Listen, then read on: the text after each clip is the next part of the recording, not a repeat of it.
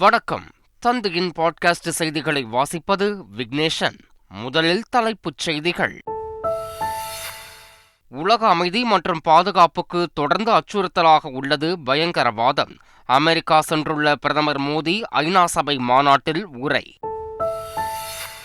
சாதிவாரி கணக்கெடுப்பு குறித்து பேசுவதற்கே அச்சப்படுகிறார் பிரதமர் மோடி. எதிர்க்கட்சித் தலைவர் ராகுல் காந்தி விமர்சனம். ஜம்மு காஷ்மீரில் 2ஆம் கட்ட தேர்தலுக்கான பிரச்சாரம் ஓய்ந்தது. 26 தொகுதிகளுக்கு நாளை வாக்குப்பதிவு. நாட்டின் கருத்தியல் அடையாளமாக விளங்கியவர் சீதாராம் யெச்சூரி. சென்னையில் நடந்த நினைவேந்தல் நிகழ்ச்சியில் முதலமைச்சர் ஸ்டாலின் புகழாரம். போலி ஆவணங்கள் மூலம் அரசு நிலங்களை அபகரிக்க முயலும் நபர்கள் மீது கிரிமினல் வழக்கு. அனைத்து மாவட்ட ஆட்சியர்களுக்கும் தமிழக அரசு அதிரடி உத்தரவு. சென்னை மறைமலை நகரில் உள்ள ஃபோர்ட் தொழிற்சாலையை மீண்டும் இயக்க அனுமதி. இசைவு ஆணையை புதுப்பித்து தமிழ்நாடு மாசு கட்டுப்பாட்டு வாரியம் உத்தரவு. திண்டுக்கல்லைச் சேர்ந்த நெய் கம்பெனிக்கு மத்திய உணவு பாதுகாப்புத்துறை நோட்டீஸ். திருப்பதி லட்டு நெய் விவகாரம் தொடர்பாக விளக்கமளிக்க உத்தரவு.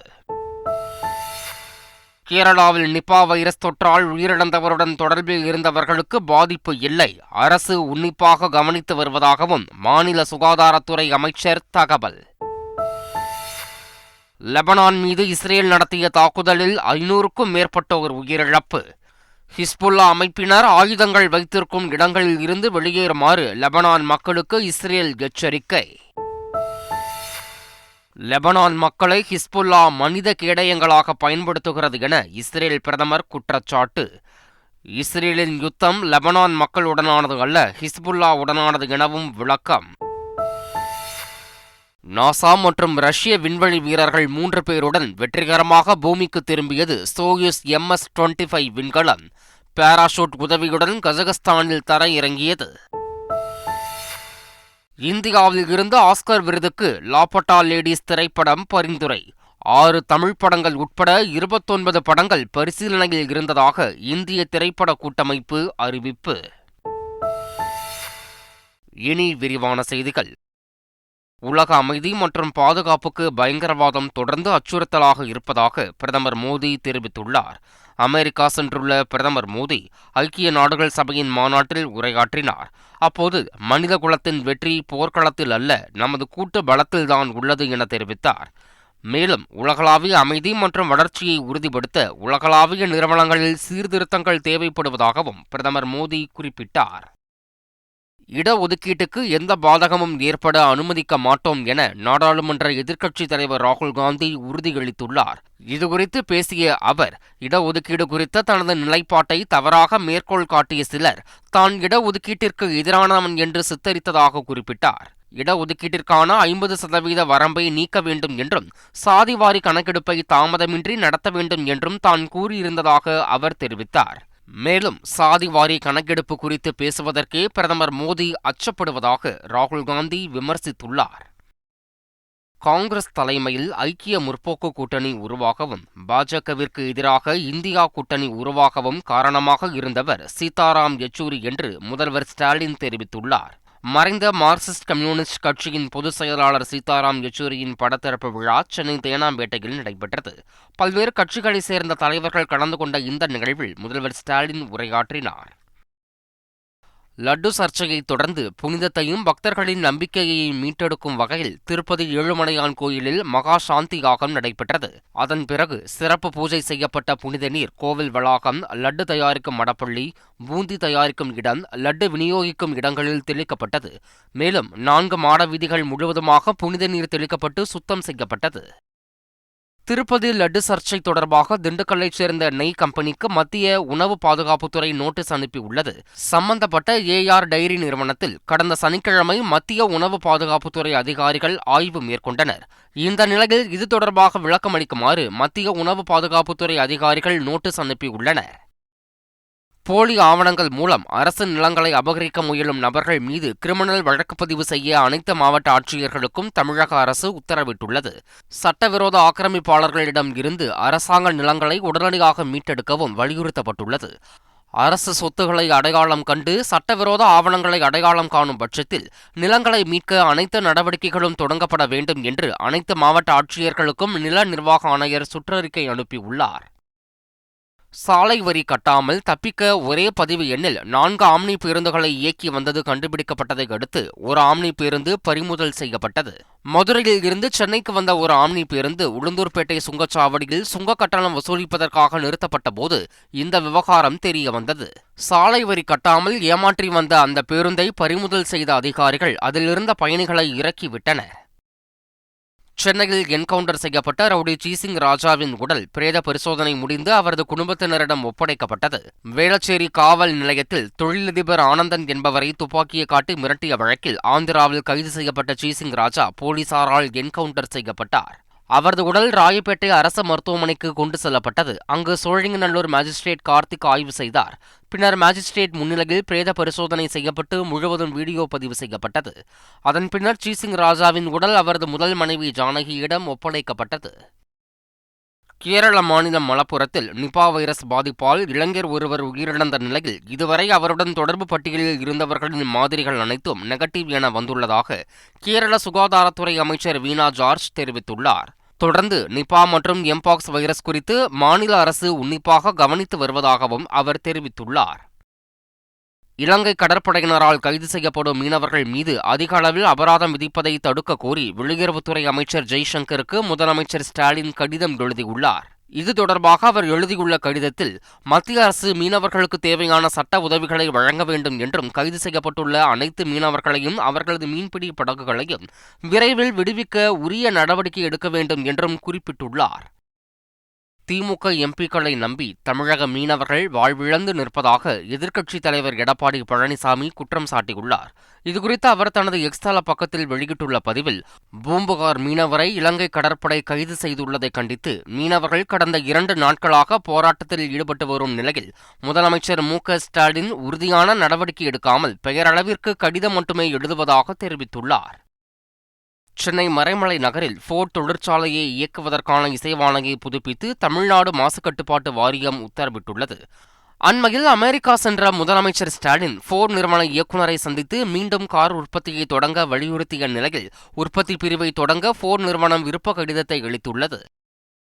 சிறப்பு திட்ட செயலாக்கத் துறையால் அறிவிக்கும் திட்டங்களை செயல்படுத்த மற்றும் கண்காணிக்க IAS அதிகாரிகள் நியமிக்கப்பட்டுள்ளனர். மாவட்ட வாரியாக IAS அதிகாரிகளை நியமித்து தலைமைச் செயலாளர் முருகானந்தம் உத்தரவிட்டுள்ளார்.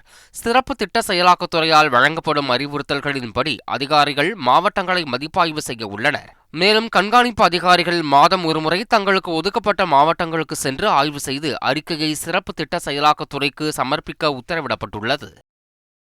டெல்லியின் புதிய முதல்வராக பதவியேற்ற அதிஷி டெல்லி தலைமைச் செயலகத்தில் முதல்வர் அலுவலகத்தில் கோப்புகளில் கையெழுத்திட்டு முதல்வருக்கான பொறுப்பை ஏற்றுக்கொண்டார். அப்போது அவர் ஏற்கனவே அரவிந்த் கெஜ்ரிவால் அமர்ந்திருந்த முதல்வருக்கான நாற்காலியில் அமராமல் அந்த நாற்காலிக்கு அருகிலேயே வேறொரு நாற்காலியை அமைத்து அதில் அமர்ந்தார். தொடர்ந்து செய்தியாளர்களை சந்தித்த அவர், ராமர் வனவாசம் சென்றபோது பரதன் 14 ஆண்டுகள் எப்படி ராமரின் காலனிகளை பாதுகாத்து ஆட்சி செய்தாரோ அதே போலவே அடுத்த 4 மாதங்களுக்கும் தான் டெல்லி அரசை நடத்தப்போவதாக குறிப்பிட்டார். இலங்கையின் புதிய அதிபராக அனுரகுமார திசநாயக்கே காலை பதவியேற்றார். கொழும்புவில் அதிபர் மாளிகையில் எளிமையாக நடைபெற்ற விழாவில் இலங்கையின் தலைமை நீதிபதி ஜெயந்த ஜெயசூர்யா பதவி பிரமாணம் செய்து வைத்தார். புத்த மத பிக்குகள் புதிய அதிபராக பதவியேற்ற அனுரகுமார திசநாயக்கேவின் கையில் கயிறு கட்டி வாழ்த்து தெரிவித்தனர். தெற்கு லெபனானில் ஹிஸ்புல்லா அமைப்பினரின் இலக்குகளை குறிவைத்து இஸ்ரேலிய ராணுவம் தாக்குதல் நடத்தியுள்ளது. இதில் குழந்தைகள் உட்பட 500க்கும் மேற்பட்டோர் உயிரிழந்ததாக கூறப்படுகிறது. இந்நிலையில் ஹிஸ்புல்லா அமைப்பினர் ஆயுதங்களை வைத்திருக்கும் இடங்களில் இருந்து லெபனான் மக்களை வெளியேறுமாறு இஸ்ரேல் ராணுவம் எச்சரித்துள்ளது. இஸ்ரேலின் யுத்தம் லெபனான் மக்களுடனானது அல்ல, ஹிஸ்புல்லாவுடனானது என இஸ்ரேல் பிரதமர் பெஞ்சமின் நெதன்யாகு தெரிவித்துள்ளார். லெபனான் மீதான தாக்குதல் தொடர்பாக எக்ஸ் தள பக்கத்தில் காணொலி காட்சி வாயிலாக செய்தி ஒன்றை அவர் வெளியிட்டுள்ளார். அதில் லெபனான் மக்களை ஹிஸ்புல்லா அமைப்பினர் மனித கேடயங்களாக பயன்படுத்துவதாக குற்றம் சாட்டியுள்ளார். சர்வதேச விண்வெளி ஆய்வு மையத்தில் இருந்து நாசா மற்றும் ரஷ்ய விண்வெளி வீரர்கள் 3 பேருடன் ரஷ்யாவின் சோயுஸ் MS-25 விண்கலம் வெற்றிகரமாக பூமிக்கு திரும்பியது. எக்ஸ்பெடிஷன் 71 குழு பூமிக்கு திரும்பியதன் மூலம் சர்வதேச விண்வெளி நிலையத்தின் கமாண்டராக சுனிதா வில்லியம்ஸ் பொறுப்பேற்கிறார். ரஷ்யாவின் கொனோனென்கோ, நிக்கோலை சப் இருவரும் சர்வதேச விண்வெளி நிலையத்தில் அதிக நாட்கள், அதாவது 374 நாட்கள் தங்கியவர்கள் என்ற புதிய சாதனையை படைத்திருக்கிறார்கள். ஆஸ்கர் விருதுக்காக இந்திய திரைத்துறையில் இருந்து 6 தமிழ் படங்கள் உட்பட 29 திரைப்படங்கள் பரிசீலனையில் இருந்த நிலையில் லப்பாடா லேடிஸ் என்ற திரைப்படம் மட்டும் அதிகாரப்பூர்வமாக ஆஸ்கர் விருதிற்கு பரிந்துரைக்கப்பட்டுள்ளது. நடிகர் அமீர் கானின் முன்னாள் மனைவியான கிரண் ராவ் இயக்கத்தில் உருவான இந்த படம் 1999 வெளியான இயக்குனர் ஆனந்த் மகாதேவனின் குங்கத் கே பாட்கோல் என்ற படத்தின் மையக்கருவை திருடியே எடுக்கப்பட்டதாக குற்றச்சாட்டு எழுந்தது. மகளிர் T20 உலகக்கோப்பை தொடருக்கான அதிகாரப்பூர்வ பாடலை சர்வதேச கிரிக்கெட் கவுன்சில் வெளியிட்டுள்ளது. அடுத்த மாதம் 3ஆம் தேதி ஐக்கிய அரபு அமீரகத்தில் மகளிர் T20 உலகக்கோப்பை கிரிக்கெட் தொடர் தொடங்க உள்ளது. இதில் இந்தியா, ஆஸ்திரேலியா, பாகிஸ்தான், இங்கிலாந்து உள்ளிட்ட 10 அணிகள் பங்கேற்கின்றன. மீண்டும் தலைப்புச் செய்திகள். உலக அமைதி மற்றும் பாதுகாப்புக்கு தொடர்ந்து அச்சுறுத்தலாக உள்ளது பயங்கரவாதம். அமெரிக்கா சென்றுள்ள பிரதமர் மோடி ஐநா சபை மாநாட்டில் உரை. சாதிவாரி கணக்கெடுப்பு குறித்து பேசுவதற்கே அச்சப்படுகிறார் பிரதமர் மோடி. எதிர்க்கட்சித் தலைவர் ராகுல் காந்தி விமர்சனம். ஜம்மு காஷ்மீரில் 2ஆம் கட்ட தேர்தலுக்கான பிரச்சாரம் ஓய்ந்தது. 26 தொகுதிகளுக்கு நாளை வாக்குப்பதிவு. நாட்டின் கருத்தியல் அடையாளமாக விளங்கியவர் சீதாராம் யெச்சூரி. சென்னையில் நடந்த நினைவேந்தல் நிகழ்ச்சியில் முதலமைச்சர் ஸ்டாலின் புகழாரம். போலி ஆவணங்கள் மூலம் அரசு நிலங்களை அபகரிக்க முயலும் நபர்கள் மீது கிரிமினல் வழக்கு. அனைத்து மாவட்ட ஆட்சியர்களுக்கும் தமிழக அரசு அதிரடி உத்தரவு. சென்னை மறைமலை நகரில் உள்ள ஃபோர்ட் தொழிற்சாலையை மீண்டும் இயக்க அனுமதி. இசைவு ஆணையை புதுப்பித்து தமிழ்நாடு மாசு கட்டுப்பாட்டு வாரியம் உத்தரவு. திண்டுக்கல்லைச் சேர்ந்த நெய் கம்பெனிக்கு மத்திய உணவு பாதுகாப்புத்துறை நோட்டீஸ். திருப்பதி லட்டு நெய் விவகாரம் தொடர்பாக விளக்கமளிக்க உத்தரவு. கேரளாவில் நிபா வைரஸ் தொற்றால் உயிரிழந்தவருடன் தொடர்பில் இருந்தவர்களுக்கு பாதிப்பு இல்லை. அரசு உன்னிப்பாக கவனித்து வருவதாகவும் மாநில சுகாதாரத்துறை அமைச்சர் தகவல். லெபனான் மீது இஸ்ரேல் நடத்திய தாக்குதலில் 500க்கும் மேற்பட்டோர் உயிரிழப்பு. ஹிஸ்புல்லா அமைப்பினர் ஆயுதங்கள் வைத்திருக்கும் இடங்களில் இருந்து வெளியேறுமாறு லெபனான் மக்களுக்கு இஸ்ரேல் எச்சரிக்கை. லெபனான் மக்களை ஹிஸ்புல்லா மனித கேடயங்களாக பயன்படுத்துகிறது என இஸ்ரேல் பிரதமர் குற்றச்சாட்டு. இஸ்ரேலின் யுத்தம் லெபனான் மக்களுடனானது அல்ல, ஹிஸ்புல்லாவுடனானது எனவும் விளக்கம். நாசா மற்றும் ரஷ்ய விண்வெளி வீரர்கள் 3 பேருடன் வெற்றிகரமாக பூமிக்கு திரும்பியது சோயுஸ் MS-25 விண்கலம். பாராசூட் உதவியுடன் கஜகஸ்தானில் தரையிறங்கியது. இந்தியாவில் இருந்து ஆஸ்கர் விருதுக்கு லாப்பட்டா லேடிஸ் திரைப்படம் பரிந்துரை. 6 தமிழ் படங்கள் உட்பட 29 படங்கள் பரிசீலனையில் இருந்ததாக இந்திய திரைப்பட கூட்டமைப்பு அறிவிப்பு. இத்துடன் இன்றைய பாட்காஸ்ட் செய்திகள் நிறைவடைந்தன. வணக்கம்.